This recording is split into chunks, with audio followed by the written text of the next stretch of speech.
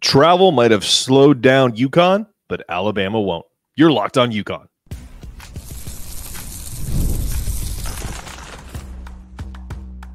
You are Locked On UConn, your daily podcast on the UConn Huskies, part of the Locked On Podcast Network, your team every day.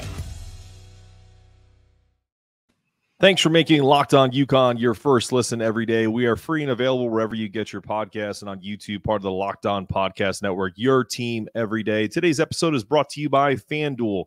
Make every moment more. New customers join today and you'll get $200 in bonus bets on your first bet of $5 or more. Visit FanDuel.com/lockedon to get started. Like out of a scene from the movie Major League, the UConn men's basketball team was the last to arrive at the Final Four in a small propeller plane, arriving at 6:34 Eastern Time a.m. a short while ago, just adding to Dan Hurley's and us against the world mentality. I'm joined today by Ryan Gresh of the Feel Good Lab. Ryan, what do you make of this travel situation, and then also prospects of Alabama giving UConn a fight? Well, the travel situation, obviously, it sucks. But if any team is built, like I was saying this when I was up at the game in Boston, people were really nervous at halftime that I was sitting around. I said, listen, I trust this team more than I've ever trusted a team, not just in college basketball, like ever. I trust the coaching staff. I trust the players, the culture. They're not going to have a victim mentality. So there's a balance of like playing this whole like us against the world, poor us. They don't do that. They use it as fuel to just focus harder, work harder, but they don't sit back and say like, we don't have enough sleep, this and that. I guarantee it's more of a high level type of thing. And then they stop talking about it. They just get to work. Do you have the sense that Dan Hurley plays, I don't know how familiar you are with Jocko Willink, with his motivational good statement, like not going to get the gear we want this year? Good. Like everything that, so he tells that story about no matter what happened in battle, whether he had subordinates that would ask him for things and he would say, good, it'll just another way for us to get better someplace else. Do you have a feeling he either plays that or has that mindset? Not only that, whenever I'm down, something bad happens in the business, I literally put that exact Jocko clip on because it just changes your whole perspective. And it's what makes him so great. It's all those trials and tribulations. If you know his story, he had to live in the shadow of his dad and brother his whole life. And that's what allowed him to culminate it into being defending national champion potential back-to-back. Without the goods that he had to go through, he's not where he is today. And he would definitely admit that. Yeah, I totally agree. It's been great seeing some of that content come out with some of the media spots he's done this week. Pat McAfee and some of the Part of My Take options there. Some really funny stuff from the travel. To make light of it, John Fanta tweeted out the snack options on the plane. So for those who did not see that, what UConn had to eat on this plane were Cheez-Its, some Terra chips, Uncrustables, and Welch's fruit snacks. My son would be in heaven. I can't imagine that's super appetizing for a group of finely tuned athletes getting ready to go to the Final Four. Well, appetizing is a little different. And one of the cool things of what we work on with the team, specifically Cam, is dialing in their nutrition. And, you know, it's one of the biggest areas. It's like, oh, what can I take to perform better? What you can take, you can just eat better, sleep better, you know, do the inputs, work on those. And it's a huge area of focus. And I know that the team takes all of that really seriously, but, you know, who wouldn't enjoy some of those snacks? Yeah, no, I agree. I probably should ask this question first because but you reminded me of that kind of Jocko mentality, but I feel like Dan Hurley secretly is happy with this. Do you agree? Yeah. Listen, nothing phases him. He's going to show up the same way, whether we were the first team there, right? Or we're the last team there at 6 a.m. Eastern time. It doesn't matter. It's just he's framing things in the way that he needs to make sure he controls the narrative for the team. And like, you know, he's just got those talking points and he does a good job of not allowing them to lose focus. You know, he recruits guys. Cam's a great example. This guy doesn't have social media. That is unbelievable in this day and age. It's one of the most crazy things. I don't know if there's another single college basketball athlete that doesn't have social media, right? There may not be. And like, but there's a reason why. And it's because he is so focus. Funny little story about Cam, because he's become a friend of mine. Like, we text all the time. We do a lot of work with him. We're very helpful. I'm at the Villanova game. He's the only one on the court warming up. I had a booth there giving out product. So it's like me and him. I walk down. I'm watching him warm up. I'm right there. He comes to get water. He's right next to me. I say, Cam, let's go today, baby. Let's go. He doesn't even look at me. Right? I consider him a friend. I didn't take offense to that one bit. I walked up the stairs laughing. I said, this is why I love this guy, right? Doesn't matter. You know, maybe he didn't hear me. Maybe he did hear me. He didn't want to talk to me. Maybe we're actually not friends. It doesn't matter. The point of the story is this guy is so dialed, right? And that culture, we had a culture like that last year, but Cam comes in this year and he elevates it. That's why we talk about him and coach being like, you know, cut from the same cloth. His ability to come in and up-level the culture of the team is something that I think we'll talk about for years to come. No, it's a great point. He's called him his mini me. And I think there's some like family connections there too. So it's really cool. I guess, I think he said on a show, Dan said that either Cam's mom or dad lived in Jersey City at some point and were in the same parish. It's just a lot of weird coincidences. You know, we spoke pregame of sometimes how the universe reveals itself to you, or pre-show. We call it pregame, right? I think you're right on that, and I think that's something that sometimes you're exactly where you need to be, and I don't think Cam realized that until he got to UConn. So that's great stuff, and make sure you pass along to him that we're all behind him. Another Dan Hurley quote that I'd love to get your take on. He said on Pat McAfee that his team is modern efficiency basketball with old school values. Do you think other coaches just have to have the courage to be a lunatic like him and demand more, or is he just one of one? No, he's one of one.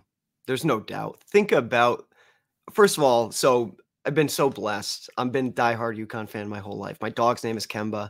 I got my autographed jerseys and basketballs and all this stuff hanging around the office. A lot of it you can't see. The number one person I've met pretty much the whole team, the staff, etc. The number one person is his dad. That's my favorite.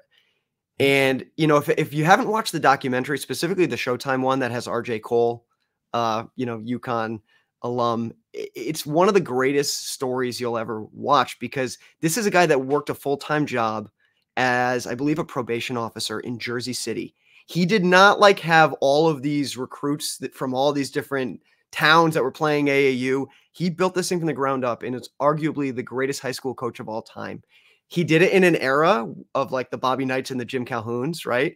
So the way that we have a guy today that's a player's coach, because in the days of NIL and transfer portal, if you're not a player's coach, everybody will transfer out. You will not recruit guys in this day and age if you're not a player's coach, but is able to be his dad at the same time is a one-of-one anomaly that we may never see again. We really might not. And that's what's so fun about this run right now is like, this guy is absolutely insane, and his players love him maybe more than any other coach in the country. Yeah, no, I laugh before we get to the next segment. I laugh at folks that will make comments on Twitter or other places that, oh, he whines too much, or this guy's always complaining. It's almost like they don't catch on to it, and I think that's part of his brilliance is that they're, if you're not in the room, and I'm using all of UConn Nation as being in the room, if you're not kind of a part of this family, so to speak, you don't get it. Like you're not gonna get it. You never will, and that's fine. He's ours, and you can't have him. Well, UConn men aren't the only ones at the Final Four. The women are in Cleveland, ready to take on the media juggernaut that is Caitlin Clark. We'll talk about that game and more coming up.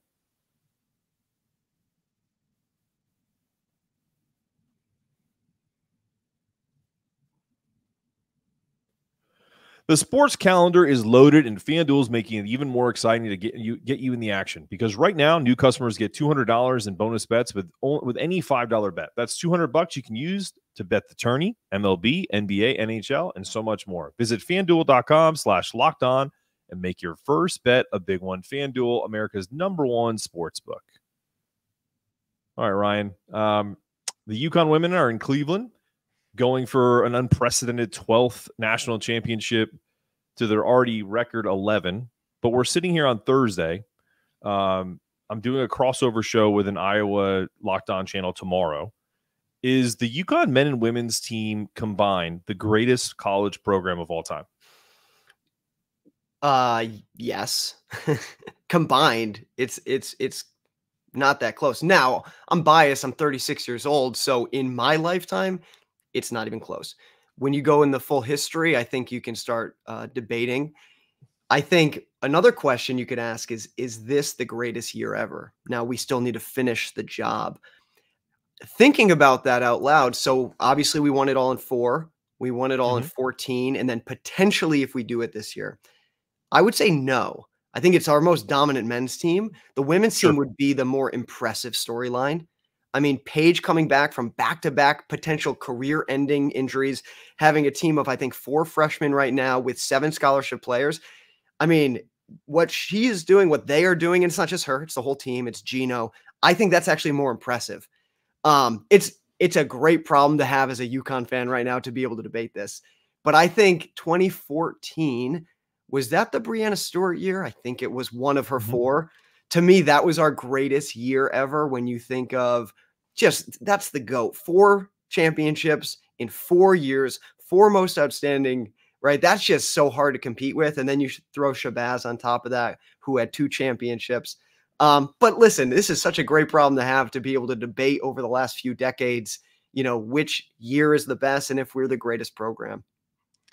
Yeah, I did a show yesterday specific to the women yesterday afternoon, and I had my 2 kind of, I guess, hot takes in the women's college basketball world for UConn. I give a slight edge to Maya Moore over Breanna Stewart. It has nothing to do with, and it's not much. I mean, like I called them 1 in 1A as far as my greatest of all time. Just something about the way Maya played, 4-time All-American. That was more my cup of tea. I love Stewie. She was fantastic. But as far as teams go, that 04 team combined, men and women, tough to beat, man. I mean, that 04 team easily could have been as dominant as this team. Had a few, mental lapses. You had guys coming in that were freshmen that were, McDonald's All-Americans. You had Charlie Villanueva, who, by the way, I'm trying to get on the podcast. Hit me up, Charlie. I feel like those, like Josh Boone, Mecca Okafor, Ben Gordon, that team was so loaded. Rashad Anderson, absolutely. And then I just feel like because the women were also so dominant in that year too, it's hard to say that it was a better year 04 to 2014, but that would be my pick, the 04 team, just because the women were at that point pretty much dominant year after year. The men had a dominant year as well. I mean, they won every game in that NCAA tournament by at least 9 points. So that would be my pick. But again, you're right. I'm 42 years old. I'm a little older than you. And it's been a lifelong UConn fan. And there really hasn't been, I mean, we had a couple of dark years on the men's side recently, but with the exception of that, it's been pretty smooth sailing for the program. And this leads me to the next question. What is it you think about, because you watch basketball, you watch football, what is it about, no matter if it's the men or women, about the public and consuming of sports that we'd rather see upsets versus an excellence or a dominant team? Oh, man. I think we all kind of root for the underdog. I know I certainly do. If I don't have skin in the game, I'm rooting for the underdog in the upset, because we kind of put ourselves in that position a little bit more. It's more impressive to see what we're doing. But at the same time, if it's not going to be us in the Final Four, I definitely want it to be NC State. It's been really fun to watch them. And I've been really enjoying their big man. And he's just fun to watch and root for. And he's a really nice guy. And that also plays a part for me. But I just think it's in our human nature to want to root for that underdog story. For us, we've been able to actually do that in the past. And I think Coach does a good job of making us still feel like the underdog, even though we clearly are not, right? You can frame it that way, because the worst thing that can happen to you, think about 2006 for UConn. We were the opposite. We literally had probably the most talented team, right? Rudy Gay, Josh Boone. I think there were 6 draft picks and 6 pros. 6 pros. Unbelievable. But at the same time, that was my freshman year of college. I went to every game, sat front row, student section, pretty much all the games. That team underperformed. And I feel like they had their eye on they already felt like they were the best. I think we do a really good job of, we've been the best pretty much all year, and we show up to every game. Feel like, look at Hurley coaching up 30 in the first round of the tournament, screaming at guys, completely unhappy, right? That is unbelievable. Yeah, not Larry David didn't like that. And our athletic director Dave Benedict did not want to comment on that. So by the way, I appreciate you, David, for coming on and spending some time with us the other day before the women's game.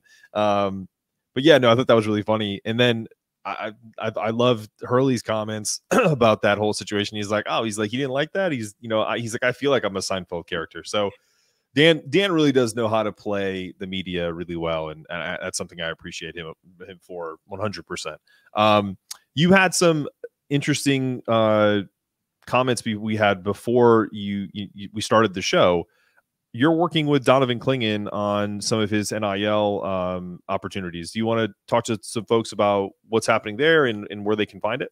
Yeah. So, I'm really not doing much of the work, although this is some advice I gave to him super early on in the season. And this is something that I think UConn's doing a really good job of. Like, in this world of NIL, it's a lot of like, hey, just come show up at this party and get paid, or whatever the affiliations might be. And in the clothing world, you have a lot of these brands coming to these guys and cutting them 20%, 30%. And my advice to Donovan was, me owning a brand, the number one thing that I want is eyeballs, is an audience. That's what these guys have.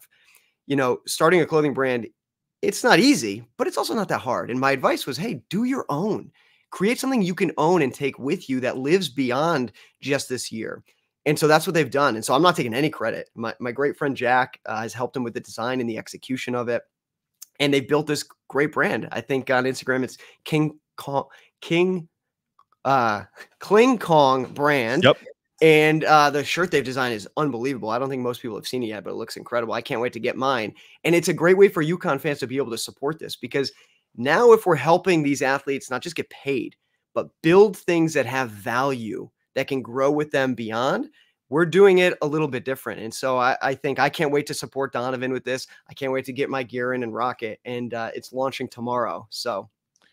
Well, I did sign up on the newsletter. I saw that promo on, I don't know if it was his Instagram or his X account, but with Donovan. So I'm looking forward to seeing it. And you can tell whoever that's in the know there that Locked On UConn will support that 100% if they want to talk to us about, doing ad reads here. We reach a pretty decent size audience. We're happy to help in any way possible.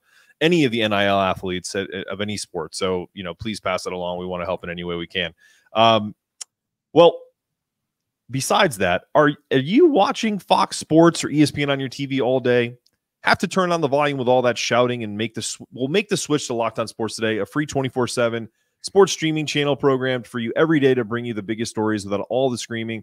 Locked On Sports Today brings you can't miss analysis, opinions, and news, streaming 24/7 on YouTube or the free Amazon Fire TV channels app, part of the Locked On Podcast Network, your team every day. When I read that ad, I have to pretend that I make sure I don't yell, because we're talking about how much ESPN and Fox yells. So I think sometimes I get a little too excited when I read that.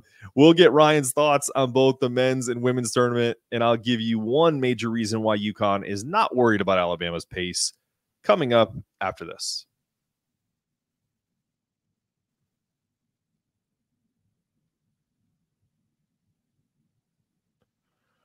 The Fire TV stick was my first venture into streaming platforms. Now Fire TV is your ultimate destination for sports, offering live games, highlights, and in-depth analysis. With Fire TV, you get an amazing viewing experience on smart TVs or simply by plugging in your Fire stick to your existing setup, granting you access to millions of movies, TV episodes, and even free and live TV, whether it's opening weekend for baseball or currently the college basketball tournament. Fire TV has you covered.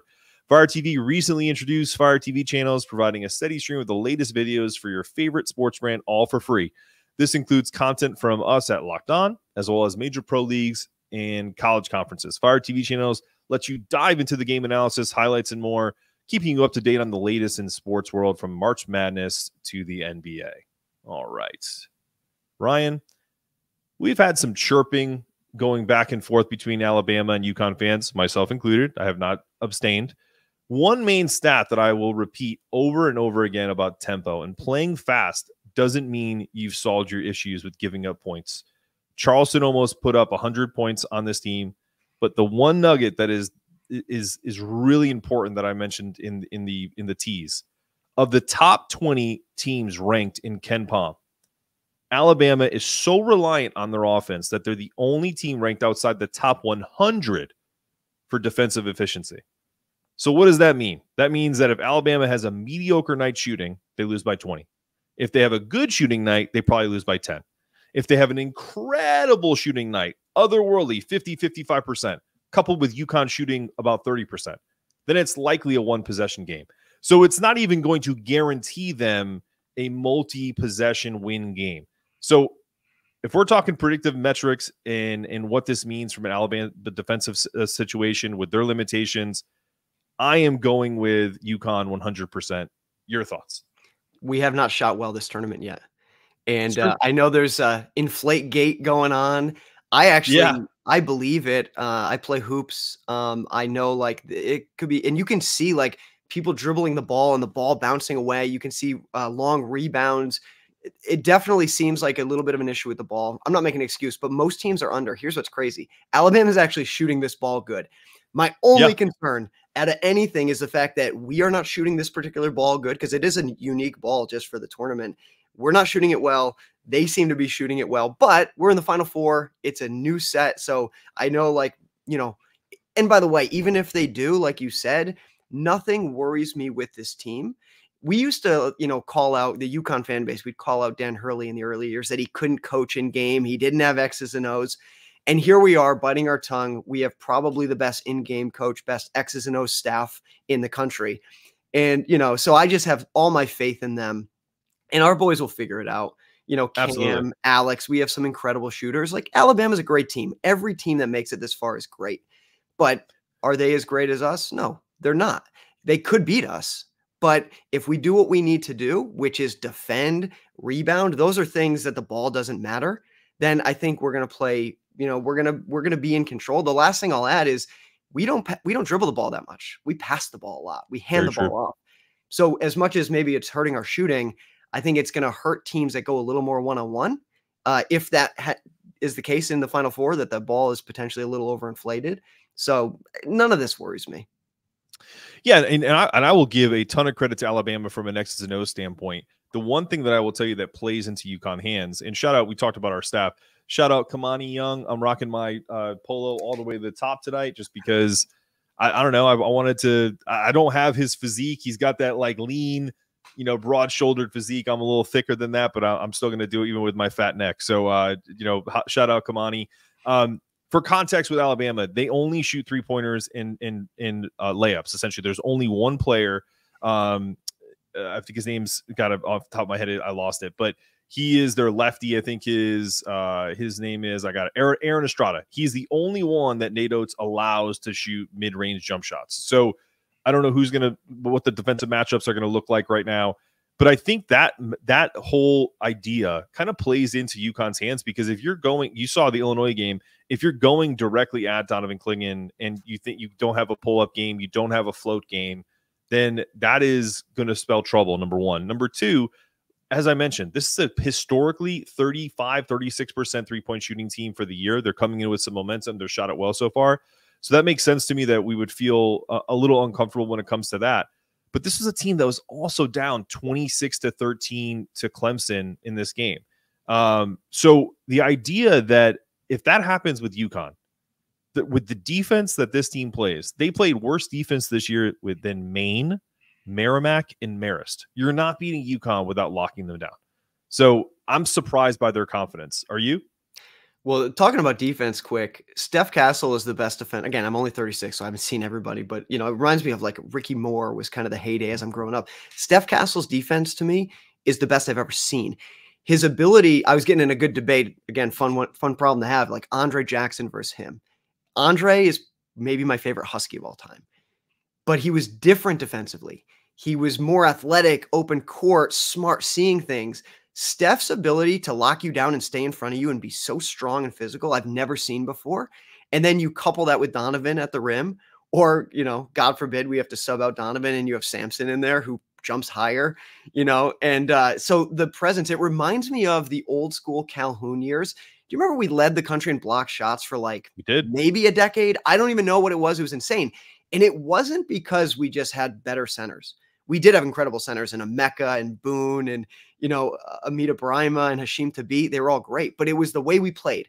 We over pressured on the outside, and our centers just knew how to read the defense and when to help. And if you watch that Illinois game, oh my God, I had just flashbacks to the heyday when we led the country in block shots, because if they got a step on us, then Donovan was there to just deflect everything. Well, I mean, you mentioned this before we started. You play hoop. It allows you to, if you played any organized basketball as a guard, it allows you to play more intense defense without your hands. So if you don't get in front of someone and they get past you, maybe you missed an assignment, maybe you made one mistake, you don't feel as like, oh man, like I can't believe I did that. Whereas you can play a little freer knowing that you have guys behind you that are going to erase any mistakes. That was the beauty of the Calhoun years. I think you're right. I think it was a shade under a decade. I'll look it up, but I think it's like 7 or 8 years in a row. Might have done 9 of 10, something crazy like that. And those are those Josh Boone, Emeka Okafor, Charlie Villanueva years, and then going into Brima.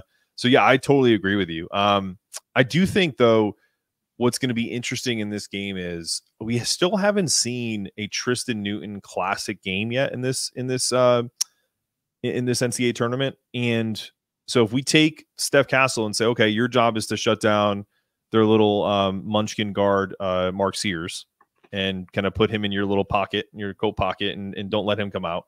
And then you have Tristan, who we know they don't play defense. So we may get a classic 27 and 10 from Tristan, or you make it a smorgasbord of Cam has 15, Tristan has 18. That's what I'm looking for. I want, we're the best when everyone contributes. 100%. So to me, I think everyone is gunning for this game and excited.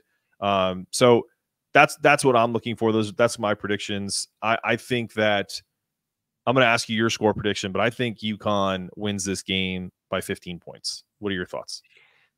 God, I don't want to jinx us, and I'm so biased. Remember, you're biased, but you said you've never been more confident about this team or any team you've ever been around. So no, I think we win like 87-69. Like I think okay.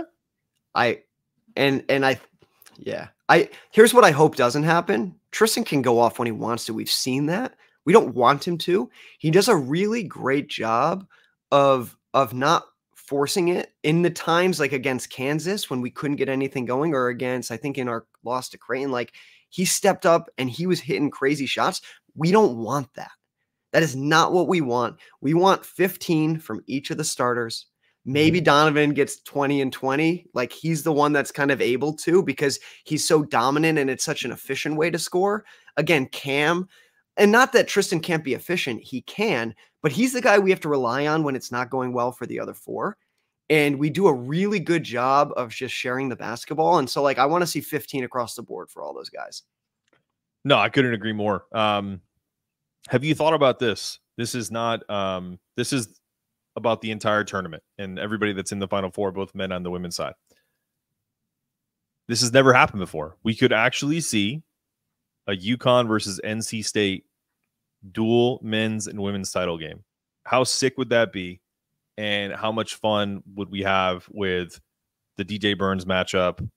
And then I just think the UConn women being in the finals against NC State would be amazing, because first off, NC State has to beat an undefeated South Carolina. And NC State has to beat Purdue, who is no small task. So what do you think the chances of that happening are? And doesn't it feel like destiny though, like for this to happen? I mean, it's hard. Listen, if I could write the story, I'd way rather us beat Purdue and beat the undefeated Carolina team. I do think that it would be fun to have that dual, matchup. It's never happened before. But at the same time, I don't want to go against the underdog either, right? Like that's a little bit scary, because they definitely would be the underdog. I don't know on the women's side as much, but probably a little bit. They probably would be. So listen, at this stage in the game, I think I try to channel my inner Coach Hurley, which is like next team up and not get ahead of ourselves. Yeah. All I've been doing all week though, is like, I really want Purdue. I really, really, really want Purdue. Have we not been talking about this all year? All year. And it's Donovan's chance. Like there's a mock draft that came out with Donovan #1. Listen, Donovan's my boy. I love this kid. He's such an incredible person off the court. And the way he's playing right now in the last month is unbelievable. I don't think he's the #1 overall pick. I hope that he is. If he dominates against Edie in the national championship game and we win, he may be. He really may be. That's the type of upside he has. And if he could show it on that stage, I think that, like the sky's the limit for him. Well, before we go, I think I agree with you there. Actually, I know I agree with you there. Ryan, why don't you tell people where they can find, what you do for a living? Not some of the NIL stuff, but the Feel Good Lab. Give me like a 30-second rundown of what that looks like and where people can find you on socials. Yeah, I would love to. I mean, you can find me on Twitter at Gresh. And the Feel Good Lab is actually a family business based right here in Connecticut. We make plant-based pain relievers, recovery tools for athletes, and wellness products. It was really born in my dad's pharmacy. So he's a pharmacist in functional medicine practice. And I'm just the one taking the amazing work that he does in our local community and bringing it out to the world. And so we've had the honor of working with both the men's and women's basketball team at UConn, do some NIL stuff. But ultimately, really, like, it's not just about the NIL stuff. We just want to help these guys. We want to help them recover. We want to help them eat better, sleep better. And we're here as a resource for them. So it's been really fun to see the team succeed and play a tiny, tiny, tiny small part in that this year. That's awesome, man. I'm gonna have to get with you on that as well, and get my what you call them inputs, right? Get that input right, and talk to you about what I'm doing outside of this. Right. Well, finally, Locked On has launched the first ever national sports 24/7 streaming channel on YouTube, and now it's also available on Amazon Fire TV in the free Fire TV channels app. Locked On Sports Today is here for you 24/7, covering the top sports stories of the day with local experts of Locked On, plus our national shows covering every league. Find Locked On Sports Today now and available on the free Fire TV channels app. Ryan, before we go, any parting words to UConn Nation? Let's go Huskies. In the mix for 6, baby. Absolutely. And I don't even know if we have a word for we're just going to go and get 12. Like, I don't even know what that is. 12 pack for everybody. I don't know. Regardless, mix for 6, 12th heaven, whatever. This has been another episode of Locked On UConn. For Ryan Gresh, I'm Mark Zanetto, reminding to tell you to stay locked in, stay connected, make sure your toughness meter is always rising, and as always, go Huskies.